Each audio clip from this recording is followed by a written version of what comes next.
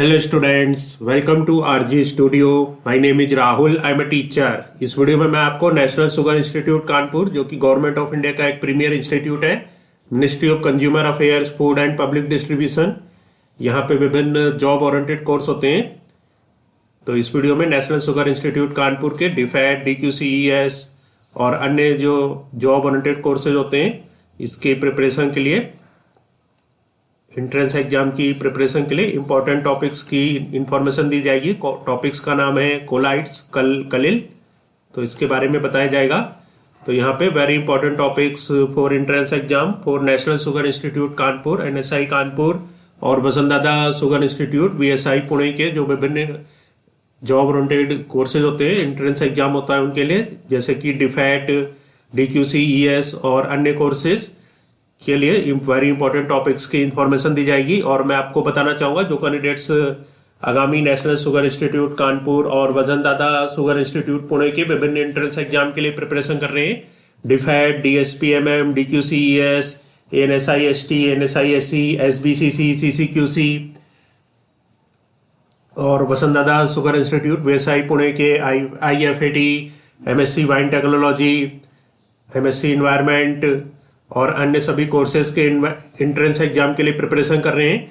और इसके लिए ऑनलाइन या ऑफलाइन कोचिंग ज्वाइन करना चाहते हैं, इंपॉर्टेंट क्वेश्चन के PDF नोट्स लेना चाहते हैं, वो 9411513974 पे व्हाट्सअप कर सकते हैं।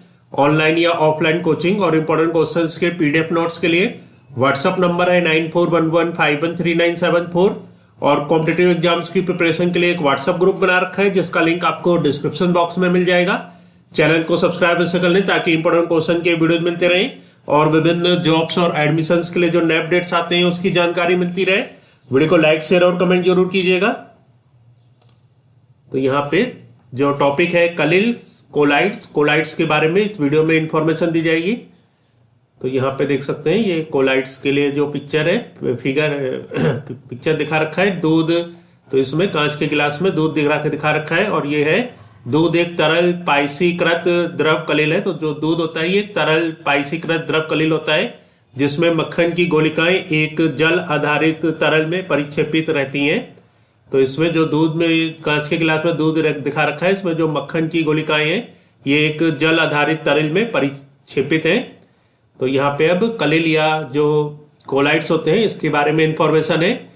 कलिल या कोलाइड एक रासायनिक मिश्रण होता है। तो जो कलिल या कोलाइड होता है वो एक रासायनिक मिश्रण होता है, जिसमें एक वस्तु दूसरी वस्तु में समान रूप से परिक्षेपित, डिस्पर्स्ड होती है। तो कलिल या कोलाइड क्या होता है? ये एक रासायनिक मिश्रण होता है और कलिल या कोलाइड में एक वस्तु दूसरी वस्तु में समान रूप से परिक्षेपित, डिस्पर्स्ड होती है। परिक्षेपित वस्तु के कण मिश्रण में केवल निलंबित रहते हैं, ना कि एक विलयन की तरह।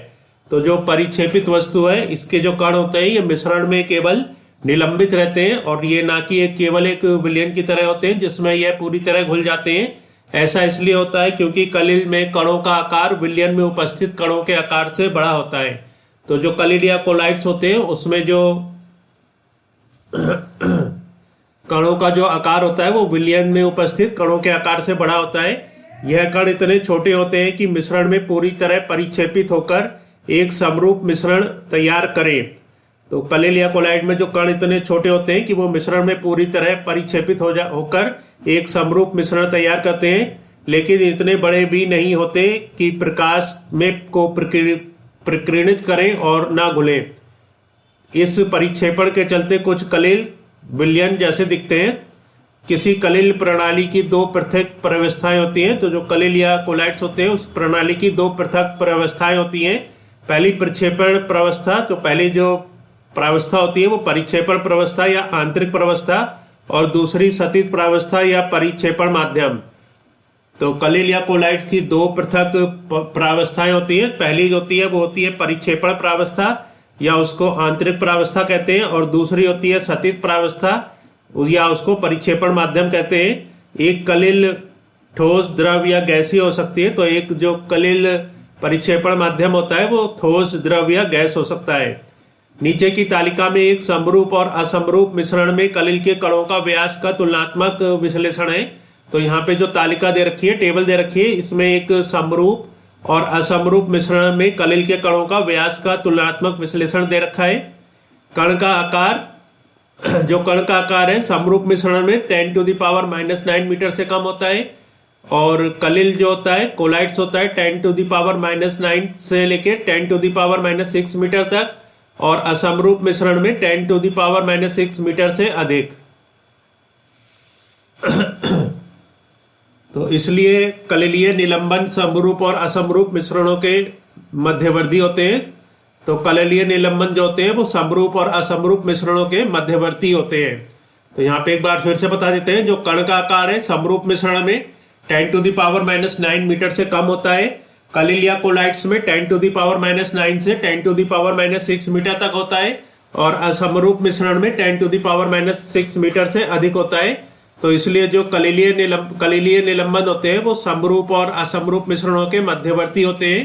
अब यहाँ पे परिचय है कलिल या कोलाइड्स का। कलिल के लिए अंग्रेजी में कोलाइड शब्द का प्रयोग किया जाता है।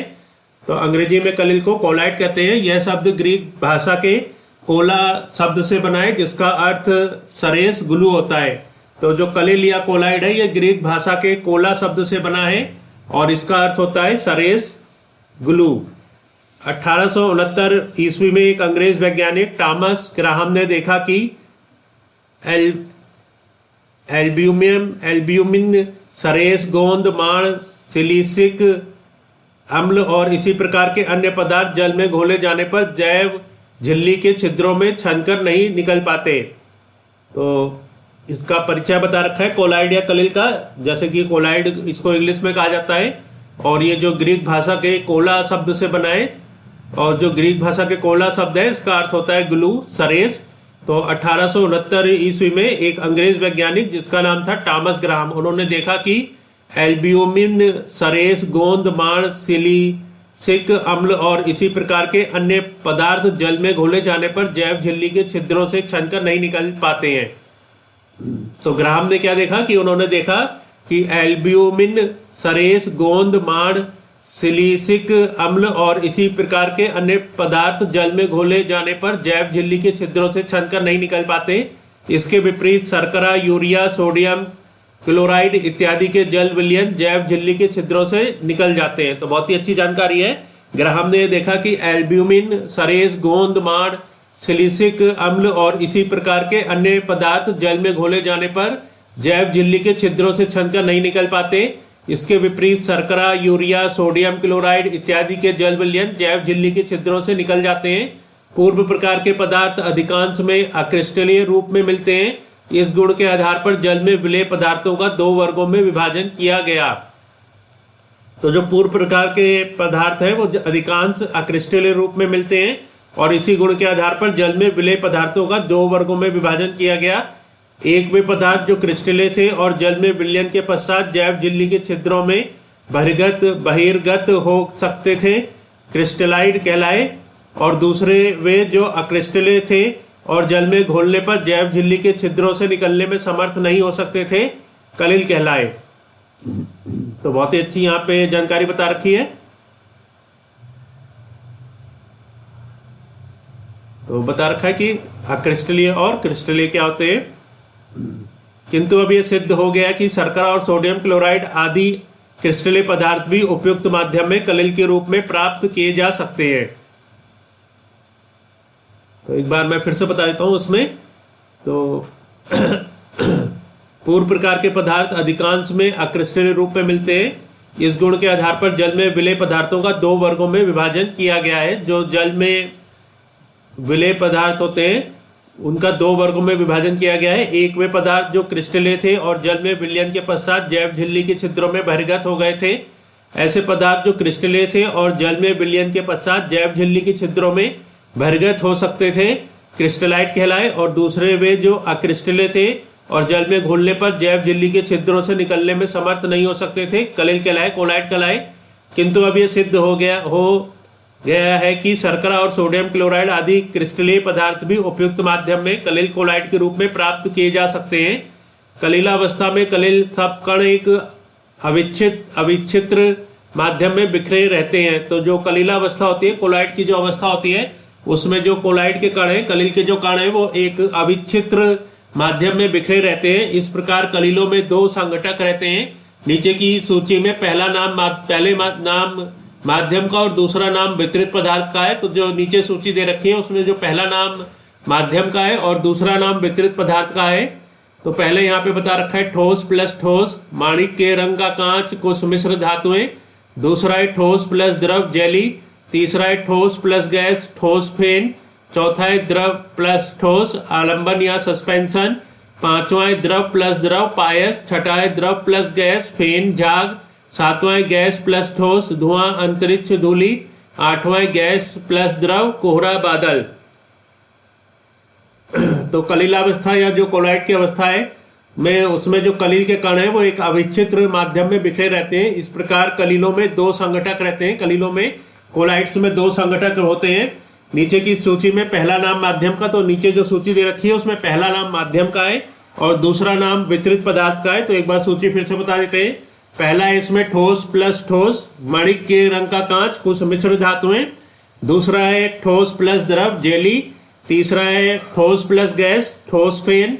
चौथा है द्रव प्लस ठोस आलंबन या सस्पेंशन। पांचवा है द्रव प्लस द्रव पायस। छठा है द्रव प्लस गैस फेन झाग। सातवां है गैस प्लस ठोस धुआं अंतरिक्ष धूलि। आठवां है गैस प्लस द्रव कोहरा बादल। कलिल कणों का आकार विशेष महत्वपूर्ण है। आकार में कलिल कण अणुओं से बड़े होते हैं, किंतु ऐसे सभी कणों से जो सूक्ष्मदर्शी से देखे जा सकते हैं ये आकार में छोटे रहते हैं। इनका विस्तार 10⁻⁵ सेंटीमीटर से 10⁻⁷ सेंटीमीटर तक होता है। तो कलिल कणों का जो आकार है ये विशेष महत्वपूर्ण होता है। आकार में जो कलिल कण है ये अणुओं से बड़े होते हैं। अणुओं से बड़े होते हैं कलिल कण, किंतु ऐसे सभी कणों से जो सूक्ष्मदर्शी से देखे जा सकते हैं ये आकार में छोटे रहते हैं। ऐसे सभी कण जो सूक्ष्मदर्शी से देखे जा सकते हैं वो आकार में छोटे रहते हैं। इनका विस्तार जो होता है वो 10⁻⁵ सेंटीमीटर से 10⁻⁷ सेंटीमीटर तक होता है। यद्यपि ऊपर दी गई सूची के प्रत्येक मेल में के कलिल प्राप्त किए जा सकते हैं, फिर भी 4 और 5 प्रकार के कलिल अधिक प्रयुक्त होते हैं। तो यहाँ पे जो सूची दे रखी है इसमें से सूची के प्रत्येक मेल के कलिल प्राप्त किए जा सकते हैं, फिर भी 4। चौथा जो इसमें बता रखा है यह है द्रव प्लस ठोस आलंबन या सस्पेंशन। तो जिसमें कि द्रव और ठोस रहेगा, ठोस का मिश्रण रहेगा जो जिसको आलंबन या सस्पेंशन कहते हैं। और पांचवा प्रकार है द्रव प्लस द्रव पायस। तो द्रव प्लस ठोस या आलंबन या सस्पेंशन और द्रव प्लस द्रव या पायस।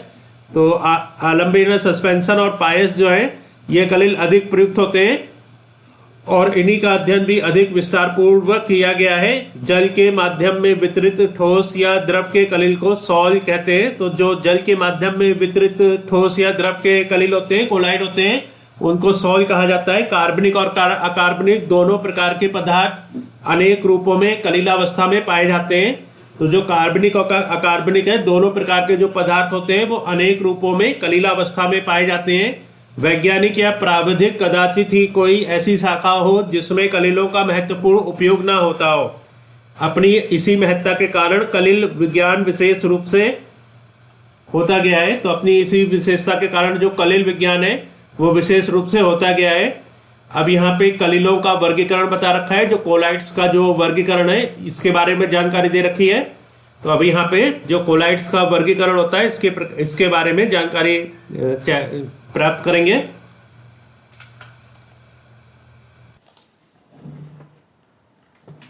तो अब यहाँ पे कलिलों का वर्गीकरण जो क्लासिफिकेशन ऑफ कोलाइड्स है इसके बारे में इंफॉर्मेशन है। कलिलों के गुणों में भेद होने की दृष्टि से उन्हें दो प्रधान वर्गों में विभाजित किया गया है।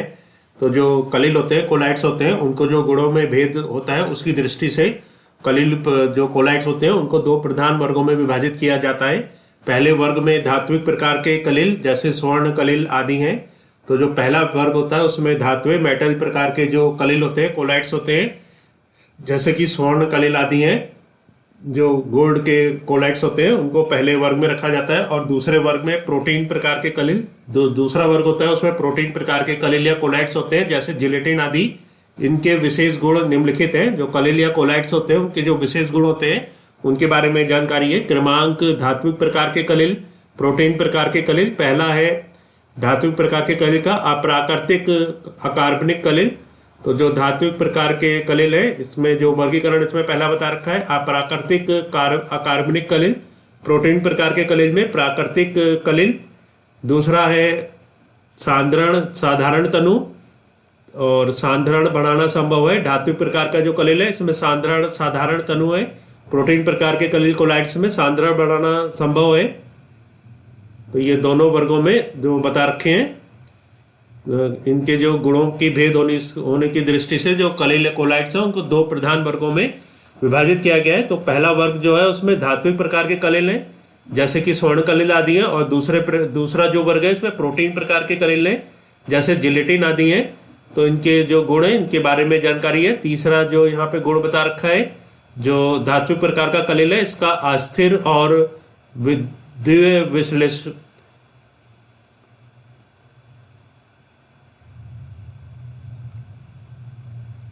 तो विद्युद्विश्लेषियों के प्रति संवेदनशील है।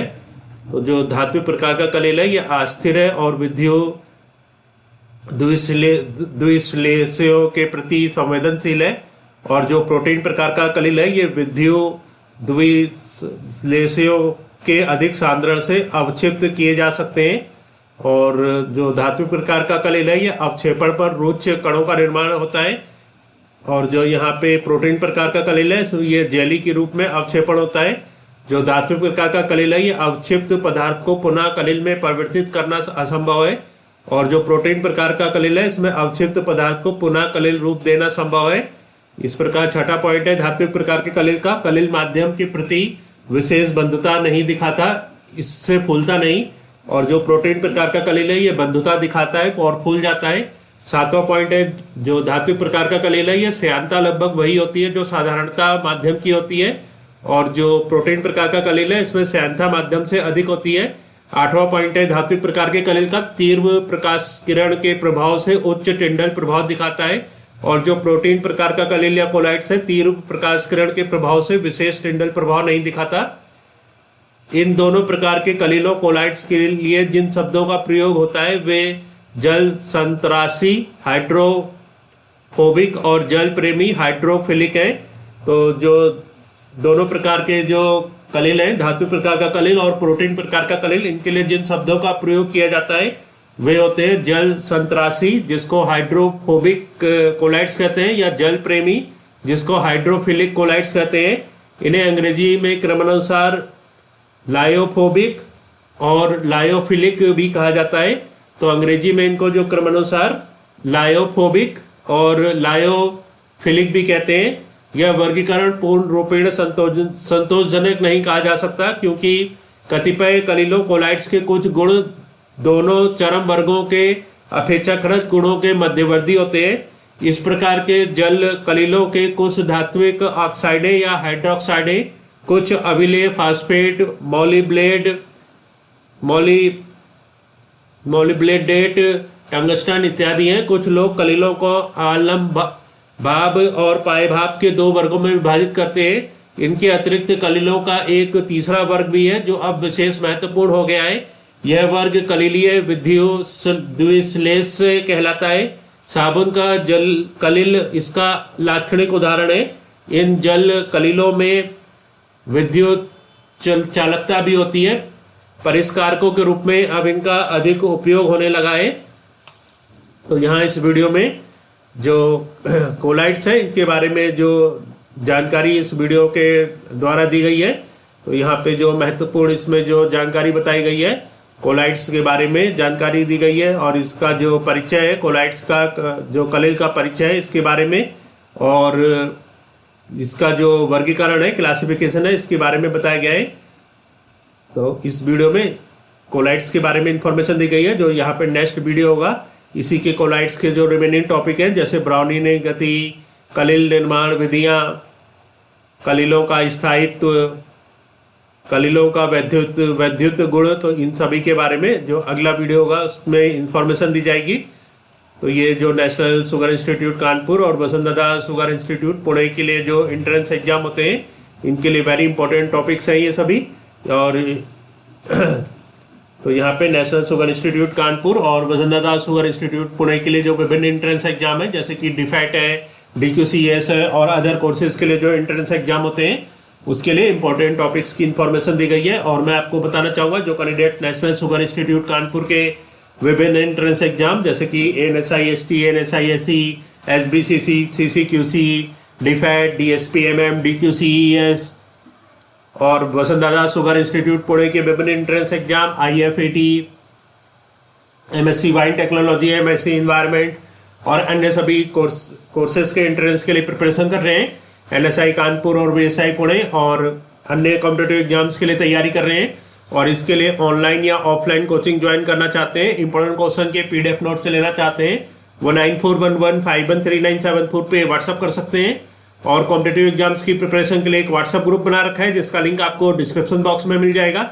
चैनल को सब्सक्राइब इससे कर लें ताकि इंपॉर्टेंट क्वेश्चन के वीडियो मिलते रहें और विभिन्न जॉब्स और एडमिशन्स के लिए जो नए अपडेट्स आते हैं उसकी जानकारी मिलती रहे।